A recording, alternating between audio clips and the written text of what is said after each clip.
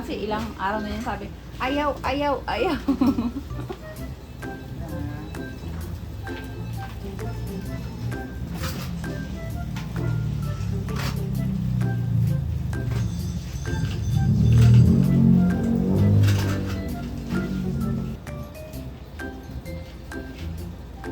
Yay! Yay! Uwi na, Dylan Joe. Oh, mamaya. Babalikan. Uy, ano to? Sobrang behave yan. Ano to? Wow, ganda naman na to! Asar na siya sa distros niya eh. Kahapon pa. Oh, mamaya. Oo, wait lang. Kukunin na. natin. Ayun guys, nagliligpit na kami yung mga nilagay niya doon sa kotse.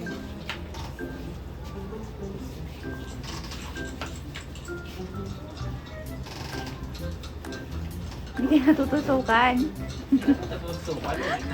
Sure nyo. Nakaabang na naman siya. Palo. Kala niya siguro masakit. Wow, ang bait ni Dylan ah.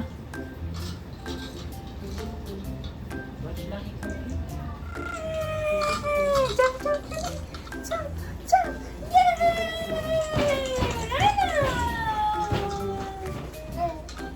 Hello po. Hello po. Hello. Tuwa niya. Wow! Sabi niya. Wow! Hello. Hello. Hello. Wala na! Manilog daw. Luko. Tuwang-tuwa eh. Hello guys. Sabi mo dali. Brum brum. Saan kayo galing? Sabi mo, uwi na ako. Uwi na ako. Maho. Ano yung maho? Uwi na ako. Sabi mo. Oh. So guys, pauwi na kami ngayon. Labas lang namin sa ospital. So, yun nga. Ano? Sabi mo, hi guys! Magaling na ako! Hi guys! Sabi mo, hi guys! Sabi mo, hi guys! Uwi na ako! Uwi na ako. So, makakauwi na kami ni Dylan. Yay! So, kanina pa siya nagtatalon dun sa ospital kasi nung tinanggal yung swero niya, sobrang tuwang-tuwa siya. Pero behave naman siya kasi akala niya tuturukan pa ulit siya or tutusukan. Tapos nung tinanggal na, nakita niya ng ginugunting. Behave pa rin siya kasi akala niya talaga madudugo na naman yung kamay. Pero, nung natanggal na, ang tuwa niya, grabe! Sobra, talagang talon talaga. Tapos, sabi ko, bihisan ko muna siya. Gusto niya na talaga lumabas. Sabi ko, wait lang. Bihis ka muna. Ayaw niya. Kasi nauna na si daddy niya, nagkarga ng mga gamit namin. Yun. Tambak yung mga gamit namin. Tapos, awa naman ni Lord, nagtaas na rin yung kanyang platelets. Kasi kaninang maga, nag-CBC ulit siya. Kasi parang kahapon nag-CBC ulit, tapos yung isang araw nag-CBC din. Doon nga nagbagsak yung kanyang. Ano pala, na-confine pala kami nung July 30. Nung hapon. Kasi nung maga, nag-CBC kami. Lumabas sa CBC niya. Nung ano pala, July 29, nag-CBC kami. Ang lumabas sa CBC niya ay 172. Kasi ang platelets dapat ay 172. Dapat ay mataas. So, mataas naman yung platelets niya. Pero, kasi sa online, kausap ko si Doc, sabi niya, ulitin nga daw yung platelets kinabukasan. So, inulit ko, sakto hindi pa rin naman siya umiihi nun. So, inulit ko, sinabay ko na din sa urinalysis niya. Tapos, nung pakuha na kami nung result niya, Nung tiningnan ko, nakita ko agad bumagsak na. Kasi ang normal ay 150 hanggang 350. Tapos nakita ko yung platelets niya, 127 na lang. So bumaba. So ngayon tinawagan ko ulit si Doc. Sinend ko na sa kanya yung result ng CBC niya. Nakita ko doon, sabi ni Doc na i-confine niya daw. So i-confine namin. Tapos pagdating namin doon, minonitor siya. So hindi naman siya nilagnat. Tapos nagkakain din naman siya. Sabi nito kasi, within 48 hours, dapat pala walang lagnat yung baby nung bumaba yung kanyang CBC, ang kanyang platelets. Tapos, hindi naman siya nilagnat kasi normal naman lahat ng temperature niya. For 36.1, 36.2, 36.3. Yun, normal naman. So, ayun nga, hintay lang talaga na matapos namin yung 48 hours na wala siyang lagnat para kung magkaanuhan man, i-sure kami na safe, magawan agad ng lunas kung magkataon na bumaba pa talaga yung platelets niya or lagnatin siya, magkaroon ng sapat na gamot. So, ayun guys, mag-ingat tayong lahat kasi sobrang uso ng sakit ngayon sa paligid natin kasi tag-ulan na naman. So, finally, nakalabas na kami. Kasi ako, hirap na hirap ako. Kasi, pag kunyari, bother siya. Hindi naman siya malikot kasi nga may swero, diba siya? So, hindi naman siya malikot kasi behave naman siya nung may kabit na gano'n. Kaya lang pag naiinis na siya, gusto niya natanggalin. Sabi niya, ayaw. Sabi niya ng gano'n. Sabi ko, hindi pwede kang tanggalin. Kasi pag tinanggal niya yun, pag kinulit niya ng ginulo, tuturukan na naman siya. Ililipat doon sa paa. Buti naman, natapos namin yung araw na hindi siya naglikot. Pero, malapit na talaga maubos ang pasensya niya. Kunting-kunti na lang pinapatanggal niya na kay daddy niya yung swero. Sabi niya, ayaw. Sabi niya ng ganun. Finally, nakauwi na kami. Di ba? Seryoso eh. Malakas naman siya. At malakas din naman pong kumain. At saka awa ni Lord nga, hindi nga po siya nagkaroon ng lagnat. So, yun, makakauwi na po kami. Tapos iniintay na po siya ni Nico doon.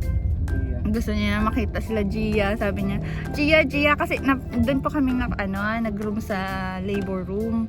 May naka-attach ng nanay na nagpapadede ng baby. May baby po na nakakalong doon sa dibdib. Sabi niya, Gia, baby? Di ba? Saan si Gia? Nakita niya po doon may baby. Sabi niya si Gia nga daw po. Tapos tuwang-tawa ako. Tapos gabi na nag-video call si nanay, tuwang-tawa siya, nakita niya si Gia. Tapos ngayon, pauwi kami, nagtawag ulit siya. Nakita naman niya si Nico. Ayun, tuwang-tawa naman din po na nakita niya si Nico. So, ayun guys. Natapos din ang aming pagsubok na sa awa ni Lord ay hindi naman kami pinabayaan. Talaga namang tinulungan niya din kami. Nag-pray ako na sabi ko, sana tumaas na nga yung platelets niya at sana hindi nga po na dengue. Sabi naman po ni Doc na kasi nga nilagnat siya, normal lang daw po na bumaba yun. Kaya lang siya minonitor ni Doc ng within 48 hours kung lalagnatin siya, baka nga ay na dengue. Pero hindi naman po siya na dengue. Kasi po ang una po kasi naming laboratory, may kasamang dengue test. Yung mga active naman na dengue, negative po yun. Pero may history po siya na nagkaroon ng dengue. Kaya lang po, hindi naman po active yun. Yun po yung time na 172 pa yung platelets niya. Tapos kinabukasan po, sabi ni Doc, ulitin mo yung ulitin mo na lang yung CBC, wag na daw po yung dengue test. Sakto po, nung pag inulit namin yun po, nag 127. Kaya sabi ni Doc, i-confine, tapos i-monitor niya. Kasi po, nilagnat po si Dylan, parang Sunday, nung nagpa-check up kami kay Doc, kasi nagkaroon po siya ng parang medyo maliit na bukol dito. Pina-check up ko po yun. Okay lang daw po yun na magkaroon ng kulani. Tapos ngayon po ay kinagabihan, parang nagkaroon siya ng sinap, pero 37.4 po yung termo niya. Pinainom ko lang po ng tempra. Tapos kinabukasan po, nung umaga, wala naman po. Tapos nung gabi po, sabi ni nanay, nung hapon, wala naman siya lagnat. Tapos nung gabi na matutulog na kami, tinermo ko siya ulit, 38.4 po. So, nung sobrang taas po ng lagnat niya, sabi ko, ipa-check up ko nga siya bukas. Tapos yun nga po, nagbigay si Doc ng laboratory test, tapos urinalysis na may kasama ring dengue test. Tapos yun, nag-negative naman po yung mga active na test para sa dengue. Pero yung sa ano po, history ng dengue dati na parang nagkaroon siya ng dengue is positive po yun. Pero hindi naman po active, sabi ni Doc. So, inulit nga. Tapos yun nga po. Pabalik-balik na. So, finally po, at makakauwi na rin po kami kasi yun nga po. Tumaas na rin po ang kanyang platelets. Nag 200 plus na po kanina. So, maaga pa naman kami pinuntahan ni Doc, kaya makakauwi na po kami. So, bibigay ko na po to kay Buje. Siya na po ang mag-drive. Doble ingat, lalo na sa mga bata. Kasi, alam mo yun, nakita ko si Dylan na may swero na. Tas, minsan, ayaw niya, gusto niya tanggalin. Parang sabi ko, gusto ko na sabihin na, pwede bang hindi na lang muna kabitan. Kasi, ang pasensya nila, sobrang ano lang po ako, sobrang tuwang-tuwa lang ako kay Dylan kasi kahit sabihin niya na ayaw niya na, hindi niya pa rin kami pinupush na tanggalin yun, hindi niya kami, parang hindi niya kami, magagalit-galit lang siya, hampas-hampas niya lang sa amin, pero hindi niya kami, pag nilibang naman namin siya, hindi niya naman po pinupush na tanggalin talaga yung swero, kaya ay, salamat. Nakauwi na kami. Sobrang thank you, Lord, talaga. Nag-ano lang po ako kasi ang dami pong nag-message sa akin kung ano daw po ang nangyari kay Dylan, ganyan. So, hindi ko naman po may isa-isa na sagutin kayo sa message. So, nagawa na lang po ako ng sabi ko po i-update na lang namin sa vlog. Sabi ko, hindi ko kaya isa-isahin na replyan po kayo, guys. So, sa mga nagsasabi po na dengue si Dylan, hindi naman po siya na dengue kasi nilagdat lang naman po siya. Sabi naman po ni Doc, kung within 48 hours daw po nilagnan siya, dengue daw po yun. Kaso hindi naman po siya nalagnat. So, normal naman. So, talagang bumaba lang yung platelets niya kasi nilagnat siya nung mga nakaraang araw. So, hindi po siya na dengue. So, sobrang bumaba lang talaga ang platelets niya. Tapos, in-update ko lang po na nakauwi na din kami, na nag-iintay na rin po doon sila nanay sa amin, sila Ate Beng. Nagme-message sila sa amin kung makakauwi kami. So, makakauwi naman kami ngayong araw. So, yun lang guys, ang update namin. Pauwi na si Dylan Joe. Oh. Sobrang behave niya po.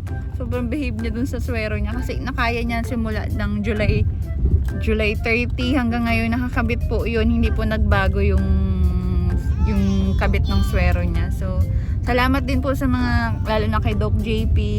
Thank you po sa pag-monitor kay Dylan. Tapos sa mga nurses po doon sa hospital, thank you po kasi pag nakikita po nila si Dylan, pag nakikita po sila ni Dylan, sobrang behave siya.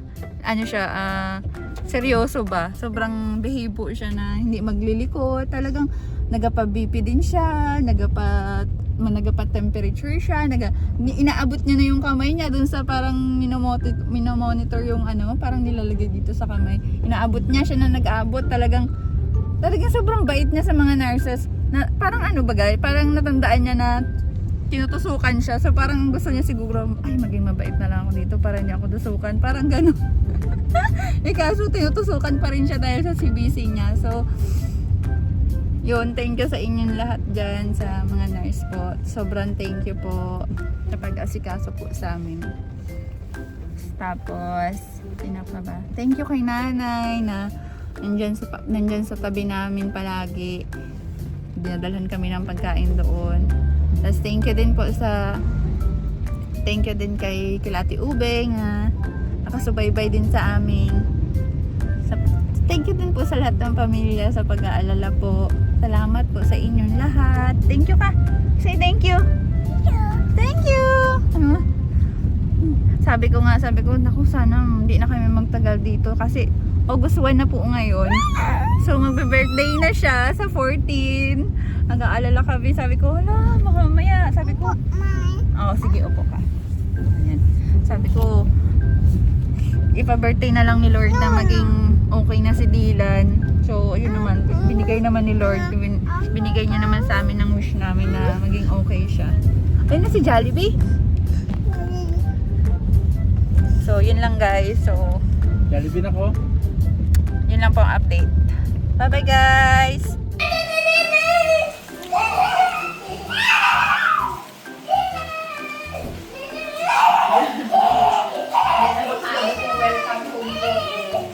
Aba. Welcome home, Makrodla. Wala kami ng logo, sobrang lakas ng ulan. Nico, ano kami na dito? Abangan natin si Dylan. Tiga lang, yan si Dylan. Kita niya na, Dylan? Wala, si Nico lang yun. Dylan? Nico? Sabi niya yung bago kayo baba. Eh kasi may sumisigaw, di ba si Nico? Sabi niya kung daw si Dylan. Siya lang ang nilalagyan ng mga plato. Cartier na box pa. Ano laman? Plato. Hi. Ayan na talaga. Ayan na talaga. Ready.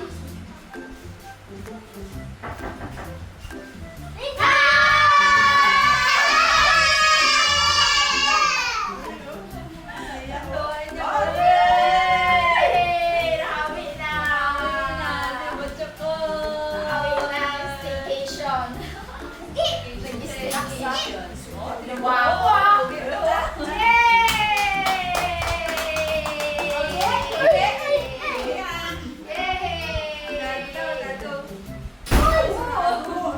Tingnan mo ba yan?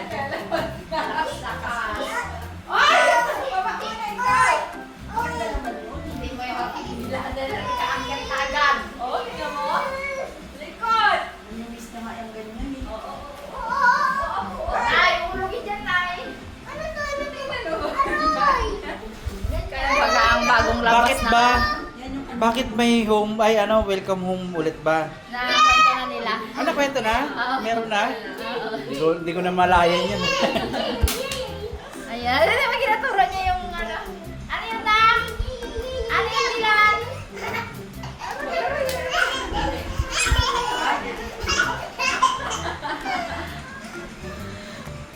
Tawa niya ay.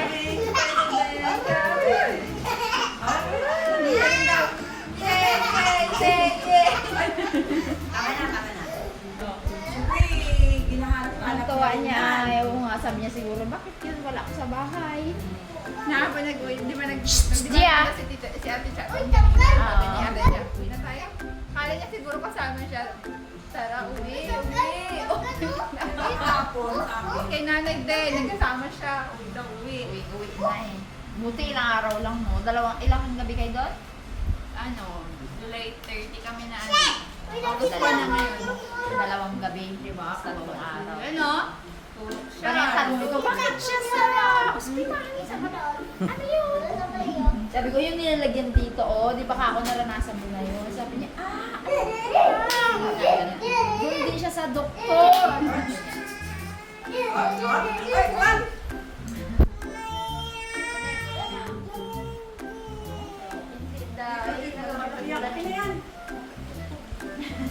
Sabi ni Doc Levi, Antay ka na mga pinsan mo doon. alam niya yun eh. Magkaroon daw sila ng mga pinsan. Yan, awayan na agad. Ingay niya sa ospital. Sigaw siya na sigaw doon. Ayan yung crab. Bigay mo dito yung crab. Ito. Nainip yun siya. Yeah. Yun. Ayun, nahulog. Hindi mo naman kaya hawakan, oh. Ang nakasurvive kay Dylan doon, talagang hindi siya naglilikot. Cellphone, tapos toys. Ang daming toys doon. Sabi na, pag nabuboring na siya, balil. Yung baril baga, talaga naman, ang ginagawa namin, panay ang baril doon sa taas. Yung mga nagadikit-dikit taga sa wall. Ano? Hug na si Dylan, hug! Shh, hug na kayo ni Gia, dali, hug na, hug. Ayaw. Sabi niya, kaaway ko yan. Ba't ko i-hug? Ayaw! Hug na kayo ni Dylan, dali na. Bagay sa kanya yung baro na yan. Hug! Hug Dylan, dali. Namiss niya. Tira niyo naman yung lundag-lundag niya kanina. Pagtanggalin nga ng ano natin. Behave siya. Pagtanggal, ang talon-talon niya doon sa kama. Naintindihan na naman. Naintindihan niya. Tapos, ang kagandahan kay Dylan, pag nakatain yung nurse, hindi siya nag-iiyak. Behave lang siya, nag-BP din siya. Tapos yung ginalagay ba ganita, ginatusok niya siya, nagapos siya ng puso, tapos yung gina-thermometer. Siya na din yun, ginayaan niya lang. Sobrang ayos niya. Sabi nga ng mga nurses doon, sabi ng mga buti nga yun siya, pwede niya na Mabait. mabait. Pag kami nakita ng mga ibang bata, iiyak na sa amin. Hindi pa kami Ala, tuso, ala, ano. Wala nga, nandun kay Tito, pwede sa kotse.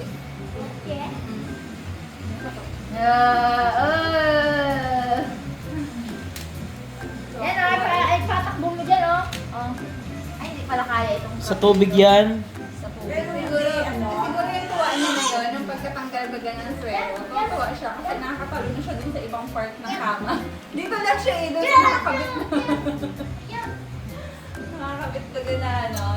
Pero anong result na nung kanyang ano? Tumaas na siya, nakamintain na siya, 200. Ano talaga, yung parang cost ng lagnat. Ano, sabi ni Doc, i-monitor nga na to na within 48 hours. Pag nung nagbaba niya. Kasi hindi naman siya nilagnat doon. Hindi siya nilagnat. Hindi na. Hindi. Sabi ni Doc, Hindi yan as dengue. dapat lang within 48 hours kulang kami siya. Dengue yun. Kasi hindi naman siya. Kung nandoon na hindi na. Hindi siya din. Yung pedya namin na yun guys, maaagap lang talaga siya. Ayaw Kasi alauna. bata na, ano ba? Hirap na, yung hirap paypay na. na bago dalhin. Gusto niya i-ano agad.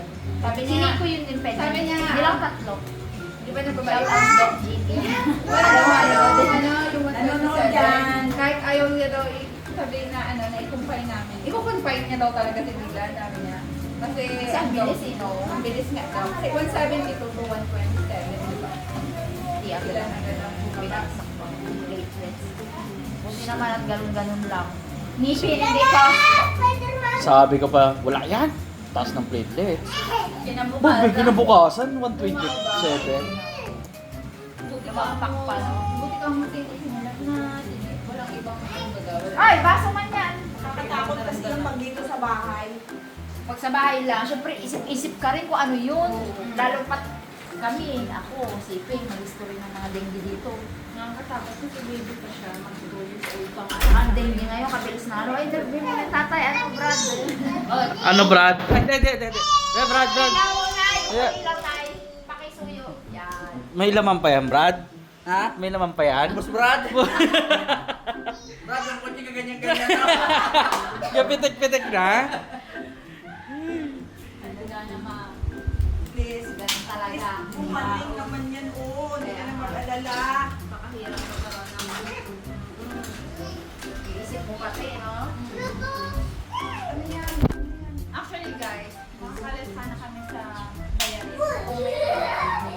Oo. Ang problema lang, may pinwat naman ako. Kailangan hindi siya updated. So hindi ko pa nalagay yung beneficiary ko. Kasi Ah. hindi nakalit sa payment. Uy, Komi, dapat Private ano mo pa na. naman. Updated mo yan, di ba? Nung mga nakapalo. Ay, oo nga pala. Nagkaroon ka na ng payment. Si Gia. Meron na ba yun? Kasi Alam ko kailangan hindi pa eh. Lalakarin mo dapat yun. Pero nag-update ako online. Hindi na kaya. O kinuha na kahit date yung Jollibee. Tsaka Sabado ngayon. Sabado, update na Sabado. Oh, baka may gusto kang pasalamatan para sa end na ating. I-update naman natin yung diet ni Dada. Nakaubad eh. Ang pangit! Ay, mari-mari. Thank you kay Doc JP.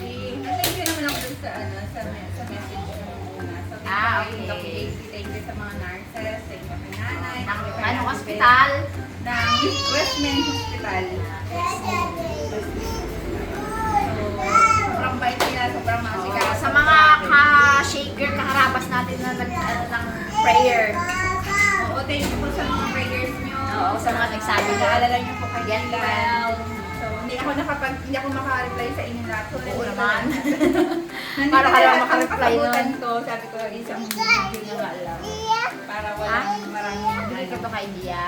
walang maraming Parang wala Sabi-sabi nangyari. ko. Oo, wala. Malakas po siya. Yay! Yay! Yay! Yay! Yay! Yay! Yay! Wala eh.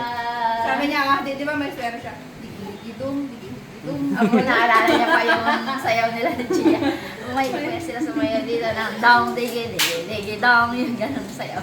Sobrang ano niya, sobrang behave. Isipin mo, hindi man lang nalipat sa paa yung swero niya, yung death cross niya. Kasi yung ibang bata, di ba? Sobrang lipot. Tsaka, ay, isang tusok lang siya. Oo. Ayos eh. Lang talaga, sobrang behave. Nadilan eh. Dilan. Ilan lang kayo. So, ayan guys. Salamat sa inyong panonood. So, okay na po si Dylan sa mga nagtatanong po. Oo, hindi po talagang na-detect as dengue. Masyadong ano lang, mabilis lang yung pagbaba ng platelets, kaya inagapan lang po.